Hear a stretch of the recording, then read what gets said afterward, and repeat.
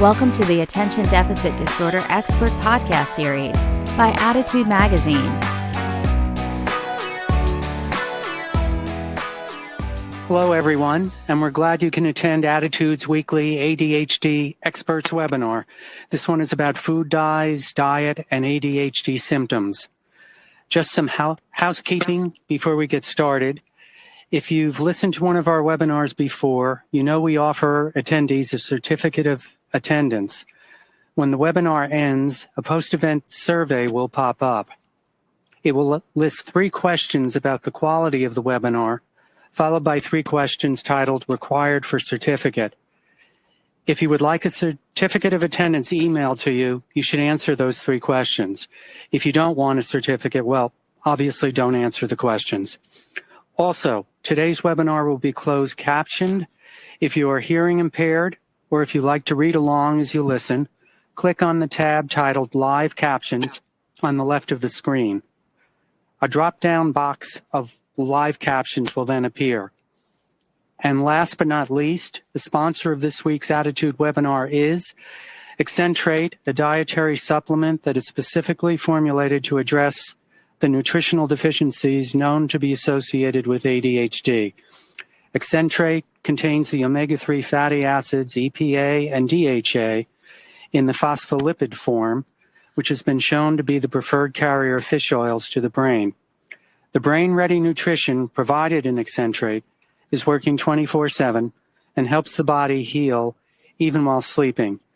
For more information, go to www.accentrate.com.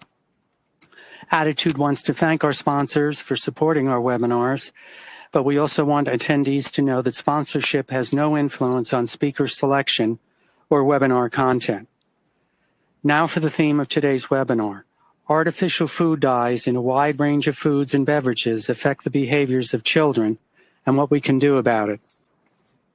When we conducted a survey of our readers here at Attitude about how they treat ADHD symptoms, we found that decreasing or eliminating artificial colors and dyes was the most common diet and nutrition approach parents used. Many parents told us that foods with artificial dyes worsen their children's hyperactivity and irritability. One mom said that food dyes changed her child's personality for the worse.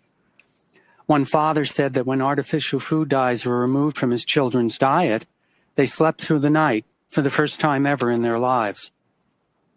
So we are very happy to have Joel Nigg here today to tell us about the latest science behind food dyes and ADHD. He is a professor in psychiatry and behavioral neuroscience and director of the Division of Psychology at Oregon Health and Science University. Dr. Nigg is a leading researcher in the field of ADHD and the author of over 200 scientific papers. He is the author of the book, Getting Ahead of ADHD, What Next Generation Science Says About Treatments That Work, and How You Can Make Them Work for Your Child.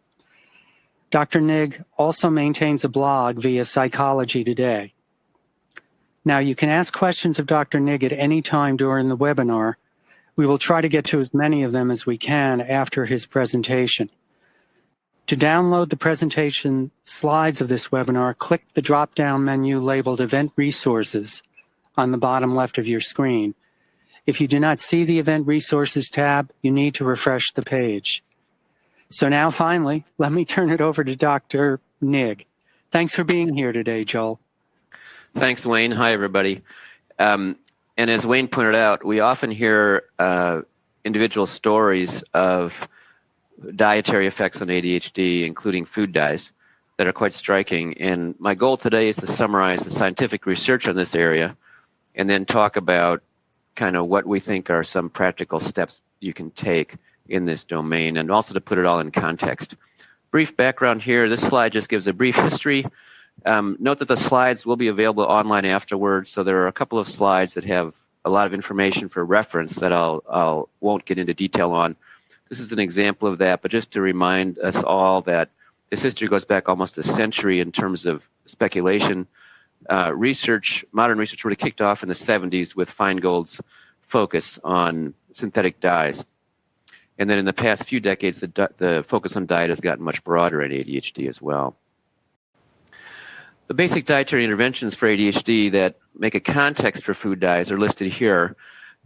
The literature suggests, in various degrees of evidence and various degrees of controversy, there may be value in restricting processed foods, including those that include common allergens and those that include dyes. I'll mention the allergens in a minute. Avoiding toxicants in food by eating organic. There's some literature that when you shift to organic food, the metabolites of various pollutants in your children's urine go down, which can be encouraging. Omega-3 fatty acids are supported to some extent for ADHD, vitamin D supplementation.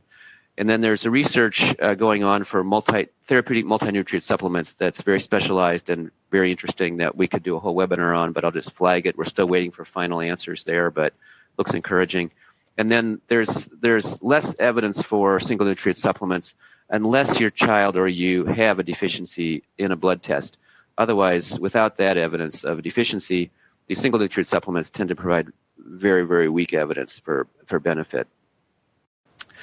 It's important to know the distinction between an allergy and a sensitivity, and I've listed those criteria here. When we talk about food dyes, some parents, as Wayne alluded to, have actually mentioned what sounds like allergies, where there's a very strong and same-day kind of reaction to the food exposure.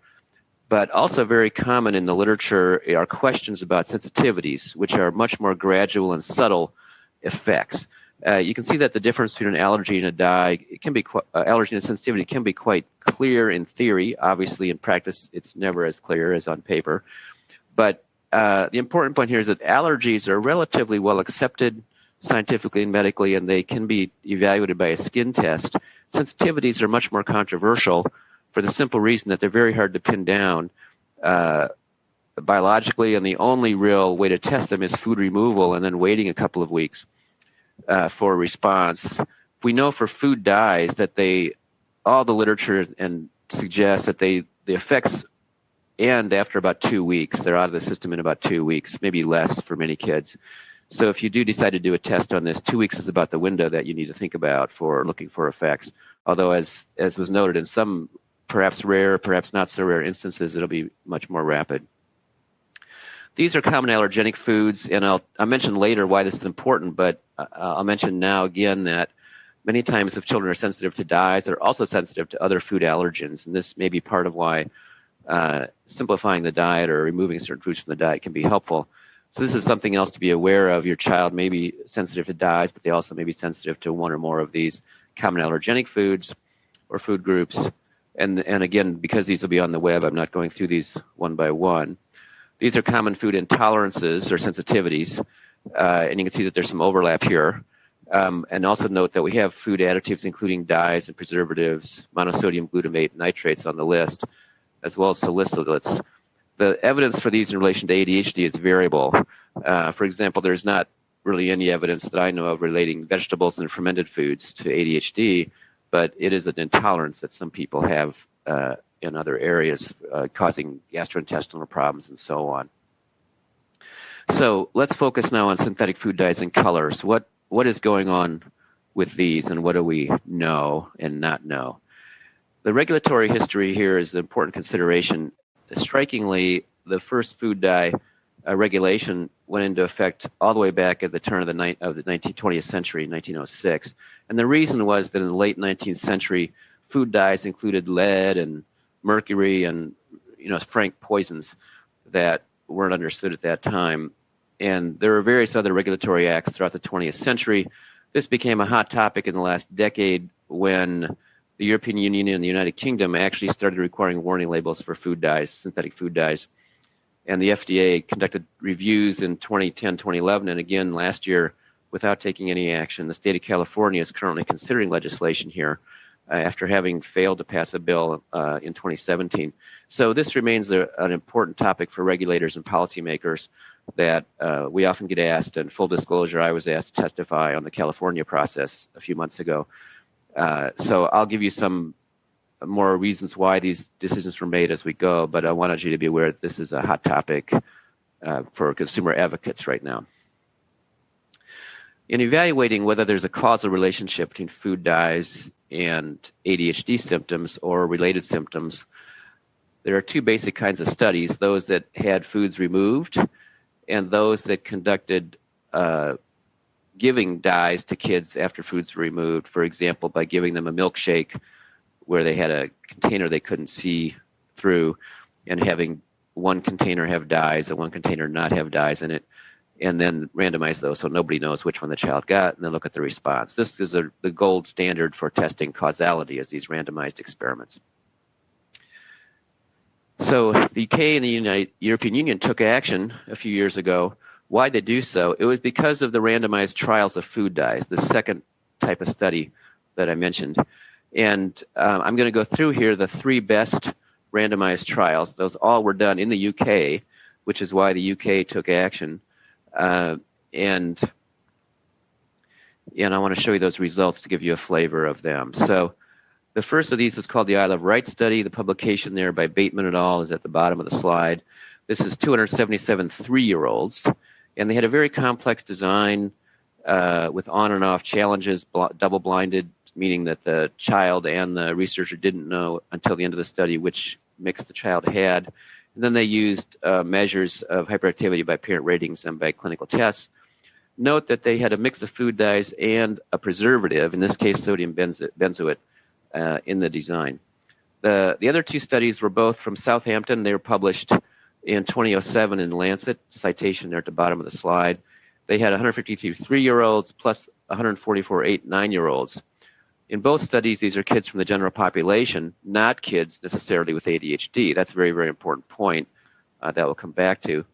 And here they had 6 weeks of placebo or mixed drinks after removing additives from the diet, and again used a variety of outcome measures, parent-teacher ratings, observations, and computerized tests, which they then averaged, which I considered potential weakness in the study, but that was for them a strength of the study because it gave them the best overall estimate of effects across measurement sources.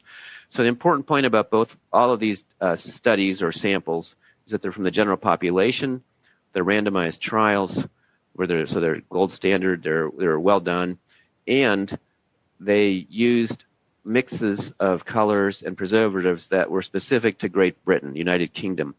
Thus, they included some colors and dyes that are not used in the United States. Our FDA and the United Kingdom European Union regulators have different rules on which dyes are allowed.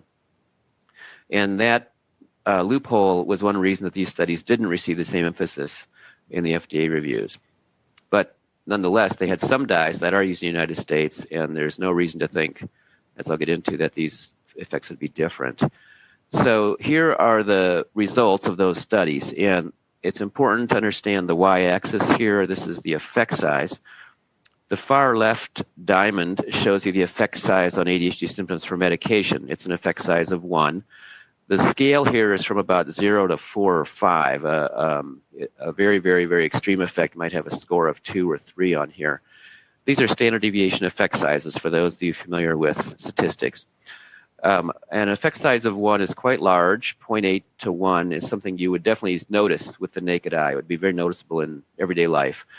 Probably for some of those listeners who've had this experience and seen a dramatic effect, as those examples that Wayne mentioned at the beginning, you probably are getting an effect size equal to 1 in your child. However, when we average across kids in the population in these studies, what we see is in these diamonds here, effect sizes that are much smaller than medication effects.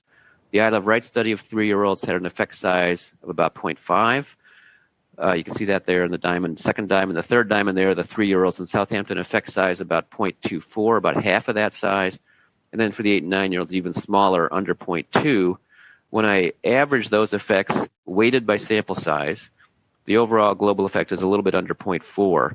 So that's a reasonably sized effect. It's one that you would notice if you were observing very, very carefully in everyday life, but it wouldn't be dramatic. This suggests that the effects on average are modest, even though perhaps larger for some children in the general population. And this led the United Kingdom regulators, and then after that the European Union, to conclude that food dyes were not specifically an ADHD problem, but a general public health problem that affect kids across the spectrum and not just ADHD kids. It's a very, very important conclusion. And for many experts now, food dyes are seen as one of several kind of unnecessary hazards in the general health, like air pollution, and not so much as ADHD specific. But they do affect ADHD symptoms to some extent, as shown here. All right, what about what we know about the United States and elsewhere?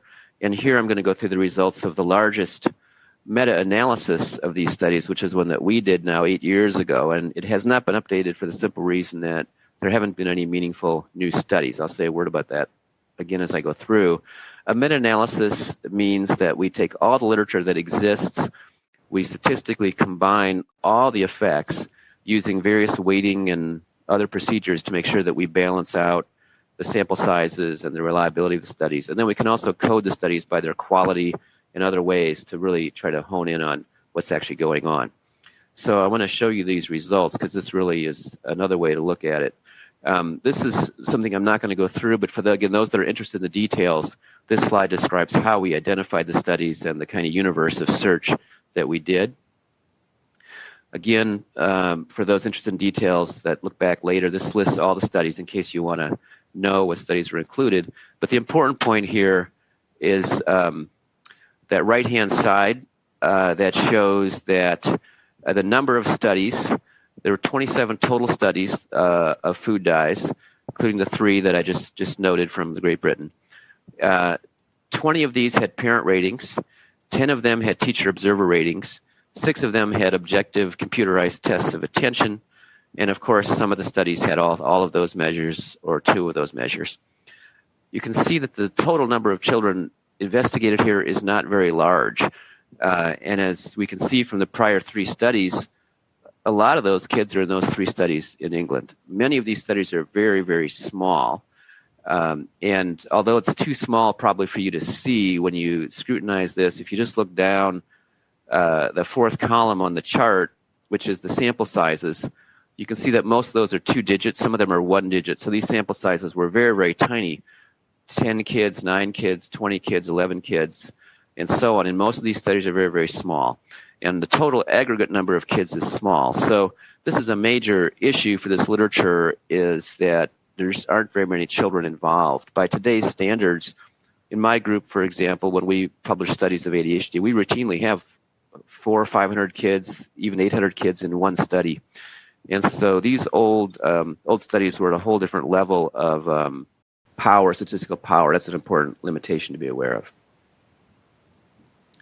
And here are those effect sizes with those caveats in mind. The yellow diamonds give the overall effect size for all the studies. And you can see by those diamonds that these effects are quite a bit smaller than the UK studies overall. The UK studies are on the far right. So again, that diamond on the far right, about effect size of about 0.36. That's the UK average that I showed you a minute ago. The tests on this meta-analysis that included those studies were much smaller, indicating that most of the literature had smaller effects. The colored dots are the effect sizes for various ways of reviewing the data. Best quality studies, FDA-only food colors, corrected for bias, publication bias, and so on. And so you can see there's some variability in the result depending on how we clean up the data. This is particularly important for the teachers.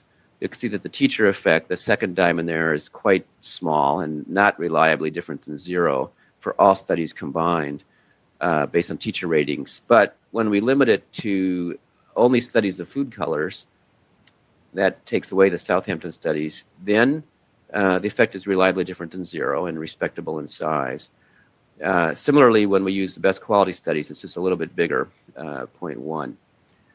The parent effect there, about just under 0.2, is reliably different than 0, and a little bit smaller when we look at the best quality studies or FDA-only approved food colors. Or if we correct for publication bias, it's a little bit smaller.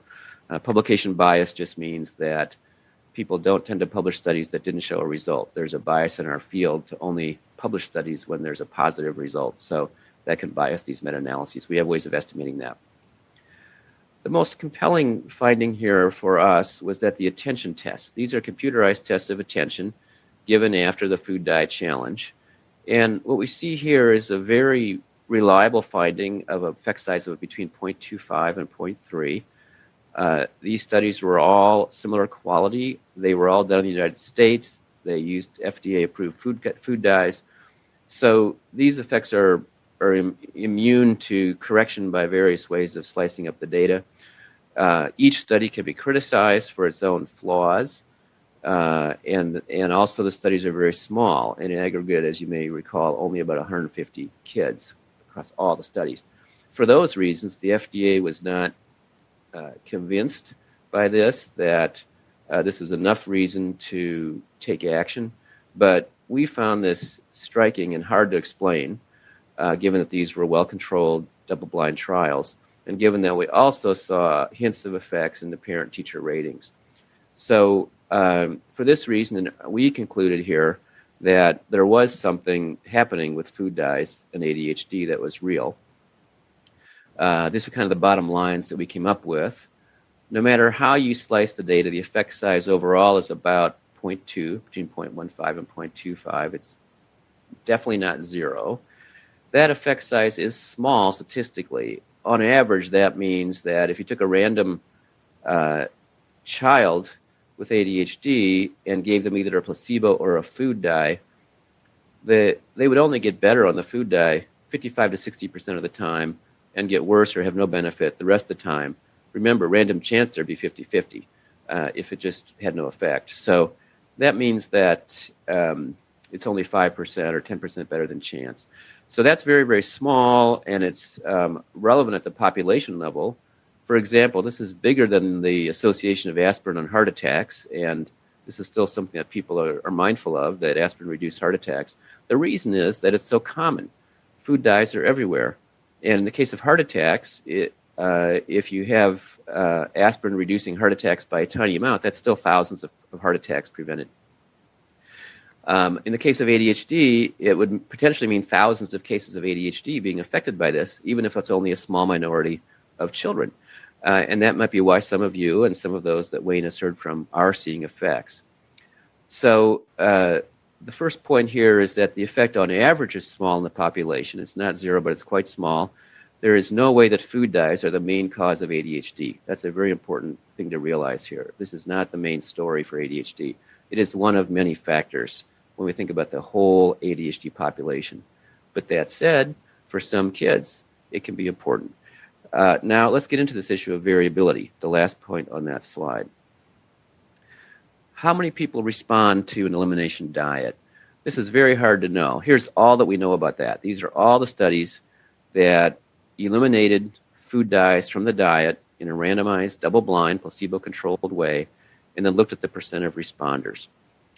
The top label there, the top row, open label, means that everybody knew that the diet had been changed and that the food dyes had been removed. The parents knew, the kids knew, the experimenter knew. And in that case, almost 50% of kids with ADHD benefited. But that is obviously prone to expectancy effects, placebo effects. We knew we took the food dyes out, we're excited about it, maybe that had an effect. When we limit it to studies that were blinded, meaning that the parent, the child, and the experimenter didn't know which diet the child was on because they disguised the food and put dyes in some and not in others, then that response rate is only about half that, about 26%, 25% of kids responded. Again, the cautions here, note first of all, the left-hand column, how old these studies are. In the second column, they defined response in different ways. One study, only a 10% change in symptoms was considered a responder. In another study, it had to be 100% change in symptoms. Finally, the sample sizes are tiny. And again, it's only 135 kids in this case overall. So one big study could change the story if looked at percent of responders by some definition. Nonetheless, this gives us a baseline estimate, as soft and as unreliable as it might be. It's our best guess that when diet is corrected by eliminating allergenic foods or foods with food dyes in them, of which also have other things in them like sugar and other additives, preservatives. There's almost no foods with only food dyes. So when you eliminate food dyes, you're also eliminating other things from the diet. When that is done, there's about a 25% response rate here. So this means that I tell parents that if you're satisfied with a modest response, perhaps as low as 10%, hoping for a big response, perhaps as much as a total reduction in symptoms, and you want to try an elimination diet for your child, there's about a 25% chance that that will work. That's not zero. It's not foolish, but it's not as good of a chance of response as medication or parent behavioral guidance for the child. So what I advise parents is, it's not silly to try it. It can make sense. It's significant work, and we'll talk about that in a minute. Don't do this instead of standard care, but in addition to standard care, for prudence sake, especially if your child's symptoms are severe, because standard care has a much higher chance of success than this. That said, this is something that some parents may want to try. Now, critical question. I mentioned a couple times that there are other elements in food besides food dyes. 25% response rate. Is that all because of food dyes? Well, it's hard to know, but what we do know about this is one particular study from Carter et al. Actually looked at challenges on a variety of allergens, including food dyes.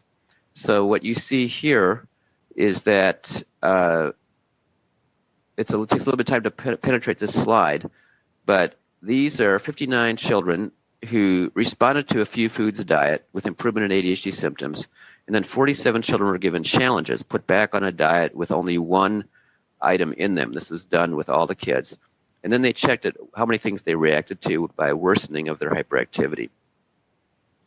And when you look at this details on this, what you end up with is for foods with additives, food dyes, and preservatives, 70% of the kids with ADHD responded to this.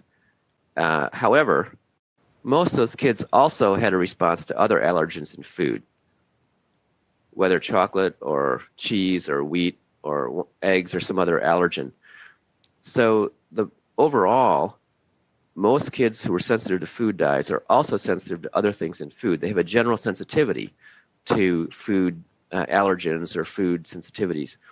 Only a tiny kid, only 4 kids, less than 10%, were sensitive only to the food dyes.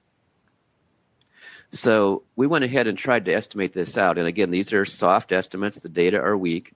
But when you multiply this out, you take the 26% response rate to the food restriction diet that we saw before.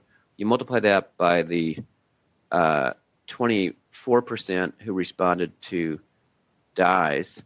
What you end up with is, from ADHD, we guessed that maybe 4% to 8% of kids with ADHD would be sensitive to food dyes as the primary trigger.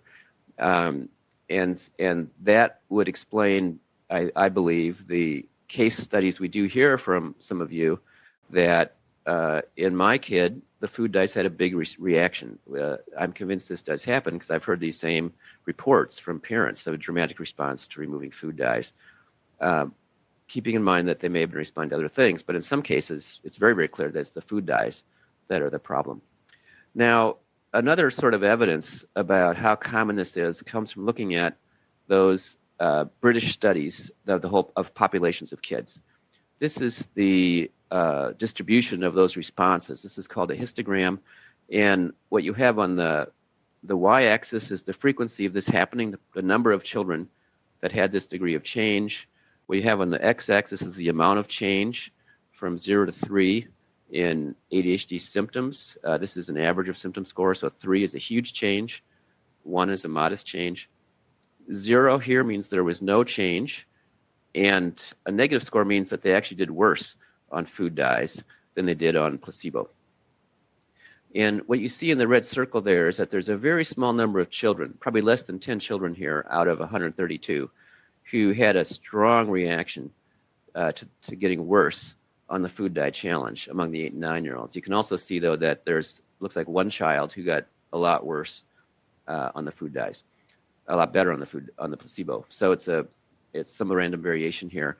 But you can also see that most of the kids to the right of the 0 there had a very, very slight change in their ADHD symptoms in response to food dyes.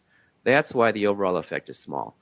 But there's a small handful, again, probably about 5%, that have a strong reaction to food dyes in particular. Can we tell in advance who these kids are? The short answer is no. It's not. People have looked at, is this due to somebody who's already got allergenic symptoms? Is it a child who's already got gut problems? Is it a child who's already got some other feature? No. The effect is not predictable right now. However, there is this interesting study of genetic variation. This study looked at, again, the Southampton study in England. This time they divided the children up by a particular genotype that they thought would be informative about the food dye response. And what you see here is that in the red circle, those with one particular genetic allele had the big response to food dyes. It wasn't big, but a response to food dyes, effect size of about 0.25. And the left-hand side there, those showed there was no difference between the placebo and the food dyes, mix A and mix B. So this suggests that there may in the future be a way to identify responders genetically and recommend that your child be removed from food dyes. I want to emphasize that this effect of this one gene is too small to be clinically useful. It's a proof of concept, but not a clinically applicable test. So we would not recommend getting this genetic test. It's simply too tiny to be useful at the individual level. But it does tell us at the population level, proof of concept, in theory, we probably will be able in the future to pick up genetic risk and hopefully specify which children should get or which individuals might benefit in this way ahead of time. For now, all you can do is trial and error. So, quick summary of this. We do have results. They are small at the population level, but reflect variability. For ADHD, that third bullet there, the important point is that food sensitivities appear to contribute to ADHD, but they're only a small part of the total food effect on ADHD, which includes other allergens and sensitivities. And they're only one part of the total causal picture of ADHD, which includes many factors besides food. But food dyes are one identifiable and preventable factor, therefore they warrant consideration. There are policy implications here. I've listed them here. This is a value judgment here, not a science statement. But I will note that the value judgment for policymakers is whether to allow a product forward for economic value until it's proven harmful at this level. And of course, this doesn't mean there's no evidence. The FDA does require some basic safety standards. Lead is not allowed as a food dye, for example. But in this level of sensitivity to ADHD symptoms, these subtle behavioral effects, is it appear to be possibly harmful, or is it proven safe? And on the other hand, should we be much more cautious and protect children until the product is proven safe? In other words, where's the burden of proof here? My position has been that stance B, it's not really proven safe, is the more prudent stance, given the food dyes do not have very clear health benefits. But obviously other people have a different view on this, and the FDA has a different view. The United Kingdom has taken stance B. The FDA has taken stance A. Not necessarily to protect industry, but it has not met their standards of proven harm. So this remains an open issue that consumer advocates are working on. But what are the action implications for you at home, for yourself, or for your children? Well, food dyes are one of many considerations. I want to balance here. This is not, to me, an alarm bell. We are not. I don't recommend that you run out and drop everything and make food dyes all you think about for your child. It's one of many considerations, along with exercise, overall healthy diet, stress levels, interpersonal conflict at home, at school, overall health, as well as other factors. But that said, food dyes are one of the things to consider. They're on the list of things to consider that you might want to do. They appear to have a small overall public health impact that's negative, and it may be one thing to be prioritized. If you think your child is sensitive, if you want to try this, you have to test it by removing foods from the diet that have food dyes in it. This can be done in one fell swoop by just eliminating all processed foods, boxed and canned foods, for 2 weeks. This obviously is not easy, and you have to persuade your child to go along with it. So this requires, in effect, a behavior plan with your child, and the whole family has to go through with it. So for those that do this, though, in about 2 weeks, you should be able to tell whether this is worth it or not. If you do see benefit after 2 weeks, then, or sooner, then the strategy is to add back in one thing at a time. Perhaps start by adding allergenic foods like eggs or wheat. If you've taken those out, obviously those are not very processed, so you might not remove those. But start adding in one kind of food, one kind of dye, add red juice, and see if the problems get worse until you identify maybe the trigger or triggers. And you can do each of these for 2 weeks maximum, or until you see a change, if a change happens sooner. In general, if there's a really value in this approach, you should see a very noticeable change, in effect noticeable to the naked eye, from either your perception or your teacher's perception or your child's perception. If it's very subtle and you're thinking, I'm not sure if there's an effect or not, it's probably not worth it. Many people recommend that you do this with all allergenic foods at the same time. If you do take food dyes out but still keep wheat, eggs, fish, and so on, then the next step would be to think about taking out the other allergenic foods if you're still worried about food as a factor. Here's an overall summary of food-related recommendations for ADHD, and I go through these in my book in some detail, but here I summarize them for you. And again, think about how much effort you can really put into this. Start easy. So I've listed these things in levels of difficulty, levels of investment, because there's many other factors of lifestyle for ADHD. Getting fresh, less processed food is good for general health. It may help with ADHD symptoms. Supplement with oily fish or with fish oil supplements. You can also, of course, get omega-3 fatty acids from walnuts, from flax seeds, from algae-based supplements if you don't want to take fish-based supplements. Eliminating caffeine in sports drinks or coffee or tea. Caffeine could be a whole webinar as well, but the bottom line on that, despite some people benefiting from it, would be to eliminate it in children.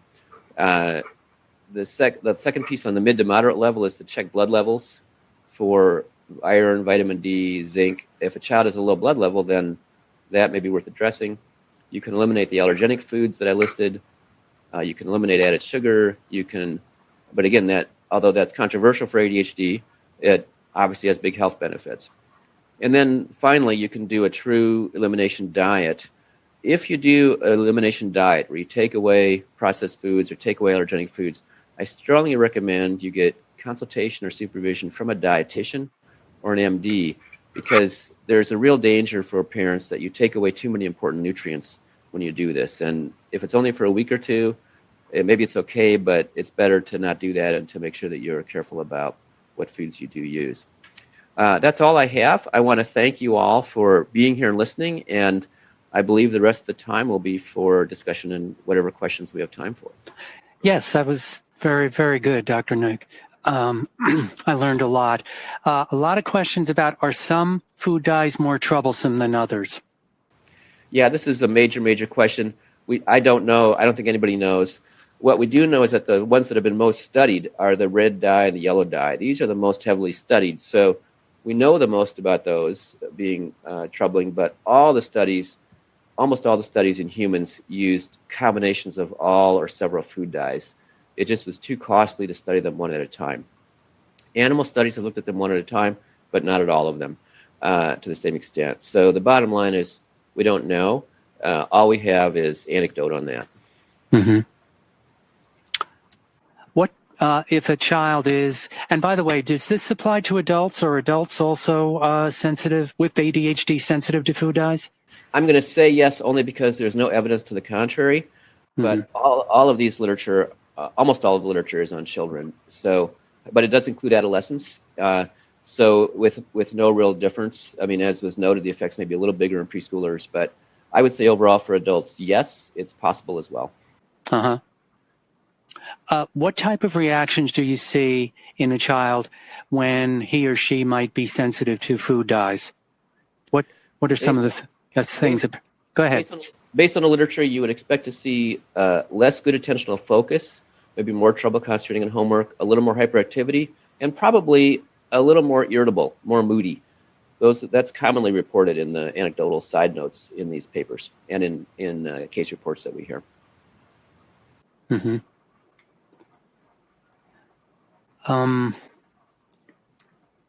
On food labels, are those food dyes listed as food dye or under other names? They're usually listed. They may not be listed as food dye, but they're listed. So you'll see things like red dye number 6 or yellow dye number 7. They have other names too, but usually in parentheses, they'll put the color so you'll know that there's a color in there. And they're required to, food manufacturers are required to list those on the labels, right? Yes, they're Okay. required to list them on labels. So a can of processed food should list all the ingredients, including all the additives, including preservatives and dyes.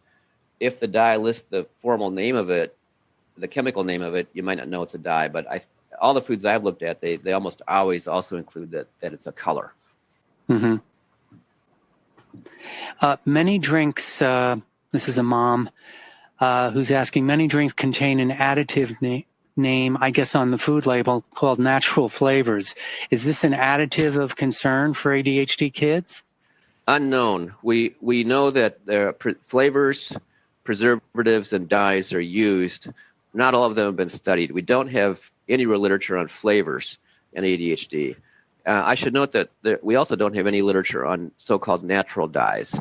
So some manufacturers have removed synthetic dyes from their food in response to the regulations in Europe and now use so-called natural dyes. We know nothing about their safety either. So my view is to be cautious on all additives and to try to minimize the processed food here.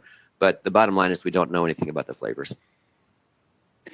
Do we know anything about whether there are food dyes in ADHD medications?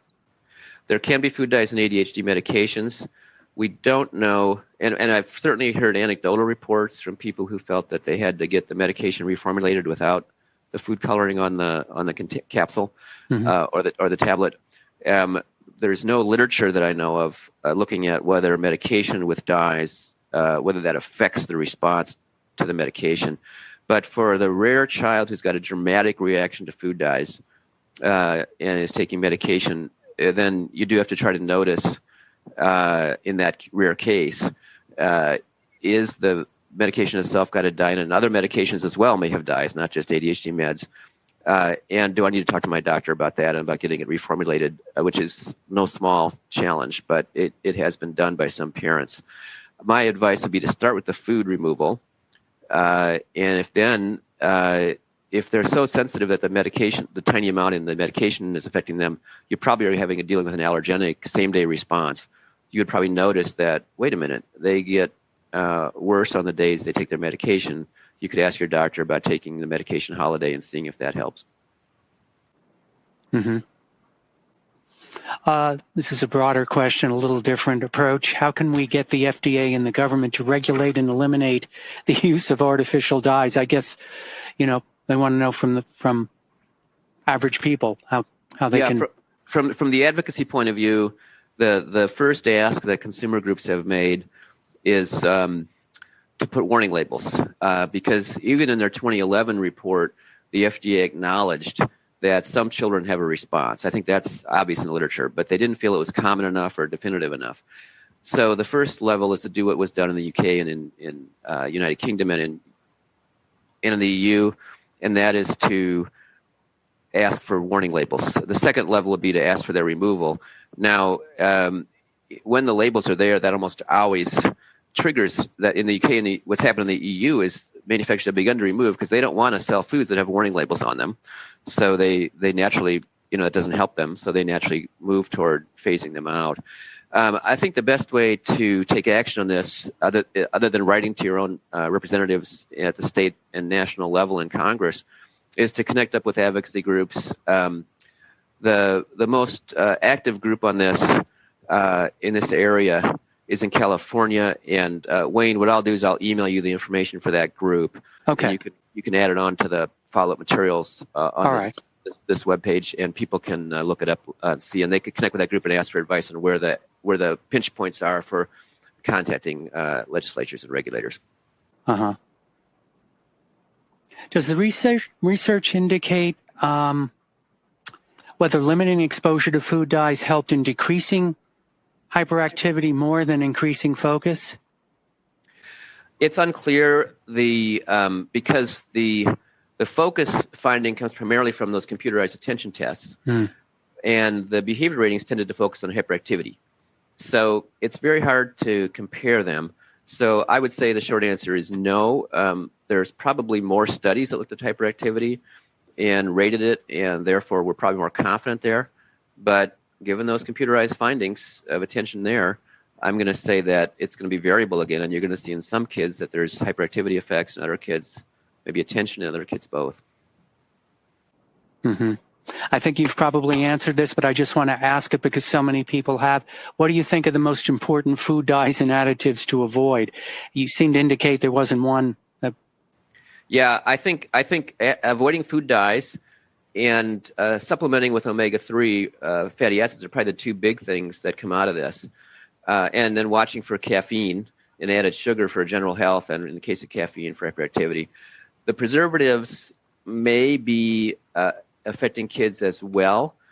However, if you're going to avoid preservatives, you're getting into eating primarily fresh food or wholly organic food, and that's what we do in our home, but that takes work. It costs more. It's a decision. It's a budget decision. And food spoils without preservatives, so you have to be a lot more on top of your menu planning. So for busy parents and busy families, that may be a step more than is realistic. So if one has to prioritize, though, I would try to minimize the foods with dyes and with lots of other added ingredients. Simplify as much as possible within your budget, because it does unfortunately cost more. Get the organic and additive-free foods. A couple of questions about, I know you've sort of referenced it, I'm just asking it again in your presentation. Natural food dyes. Should we avoid all food dyes, even those that are natural and organic? I think when the food dye is not itself a food. So if the food dye is beets or something like that, that's already a food, I think I don't know of any reason why that wouldn't be safe. But so-called natural dyes that are not from a food, we know nothing about them, and we don't know if they're safe either. So my inclination, if one has the resources to do it, is to avoid those as well. Mm-hmm. And do we know how exactly food dyes work or affect the ADHD brain? Is there any research on that? This is the million-dollar question. When I testified down in California last November on this, the group there included a number of toxicologists and pharmacologists who are very, very curious about this and who are familiar with that literature. And they went over that literature in their own talks. And the bottom line, this is all animal studies now, is that the pathophysiology of the food dyes is just not known. No one is sure exactly what they're doing to cause these effects. And until that's known, it's probably going to remain a question mark from the toxicological point of view. Is it a toxicological effect? Is it an allergenic effect? Is it both, depending on the child?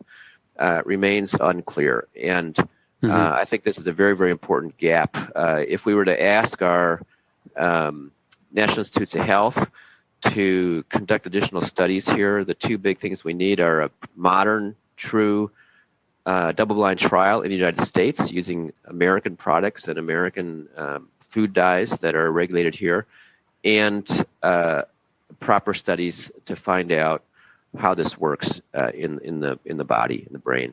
And those are just big gaps. So this really is a neglected area from the scientific point of view. It has not been heavily studied in the last 20, 30 years, and I believe this remains kind of a limitation in our science, is that these kind of things have been neglected. Yeah. You mentioned one of the earlier slides about vitamin D and ADHD. Could you, actually probably 5 questions about that. Its role, how it affects ADHD, how its deficiency affects ADHD. Yeah, there is some evidence. Again, it's not overwhelming evidence, but there is some suggestion that vitamin D deficiency will worsen attention and ADHD symptoms. It certainly can worsen mood, less energy. And for those in the population, including those of us up here in Oregon, in the north, we just don't get enough sunlight to get our vitamin D requirements. And for those that are sensitive or prone to mood problems or to ADHD symptoms, then supplementing with vitamin, you're almost certainly not getting the necessary daily dose of vitamin D. And in fact, when we do blood tests on population samples in these northern latitudes, the majority of children and adults do not have adequate levels of vitamin D. So chances are high that unless you're in a sunny climate, that your child may not have enough, especially in our current lifestyle where so much of life is indoors. Then a vitamin D supplement may be one thing to consider and may be helpful. It's safe, and in some instances it's helpful. Mm-hmm. Any information on the timeline to actually observe a reaction to food dyes? This one mom is asking, how long does it take to see a noticeable reaction to occur after consuming food dyes? In the studies that we have, literature, it's clear that after 2 weeks, these effects are gone. And so you would say within 2 weeks, you've waited long enough. However, some of the studies looked at same-day response on attention tests and saw an effect. And some of our anecdotal reports from parents indicate a same-day noticeable effect. So I think that if you have some type of allergenic or toxicological response, you could see an effect as soon as the same day, within hours.